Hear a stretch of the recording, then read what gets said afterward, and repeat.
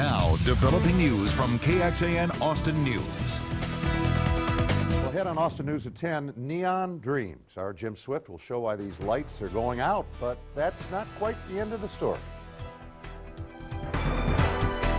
Rule number one, makes you live forever. Neon lights becoming neon art. The fall of a classic symbol of keeping Austin weird. Here's a neat story. Back in 1988, a low-budget neon light mural in downtown Austin won a prestigious International Outdoor Lighting Award. We're going to show you here, right on the cover of Lighting Design and Application magazine. It's the one on the lower left. Believe it or not, this local mural beat out a multi-million-dollar lighting design of the Statue of Liberty. But Jim Swift tells us tonight that even that honor could not save the artwork from the march of progress some 20 years later.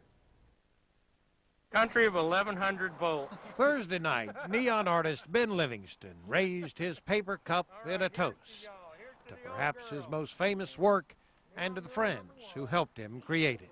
I drew it on just with cartoon on a big chief tablet, and he converted it into the computer.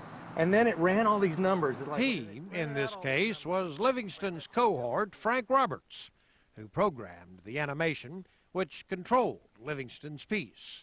A piece he called Neon Animation #1.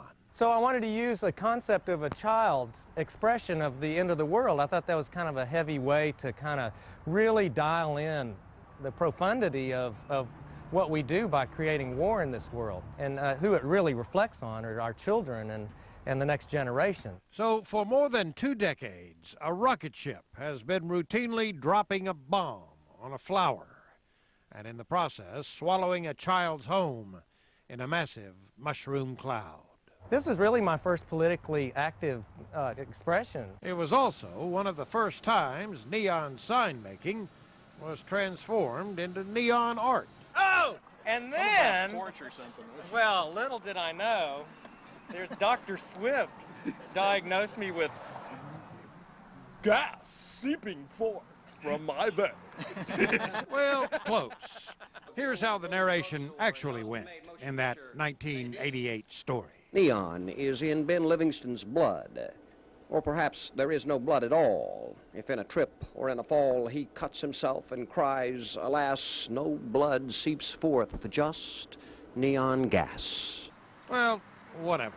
change kind of hurts sometimes. The point is this. Neon Mural #1 is coming down. The building Livingston has been renting for so long has now been sold, and another funky, keeping Austin weird downtown icon will give way to a condo or an office or some such as that. But you know what? I'm not retiring, I'm retreading. And I think that my new shop's gonna be great, and it's a whole new era for me. Kind of like that flower that was bombed to oblivion in the neon mural, and yet blooms again. Here's to the old girl, neon mural #1. May she live forever. May she live forever. Jim Swift, KXAN, Austin News. We'll miss those things downtown, but it looks like the mural won't die just yet. The city of Austin is building a new central library, and planning manager John Gillum says he intends to find a place for Livingston's neon art in that new building.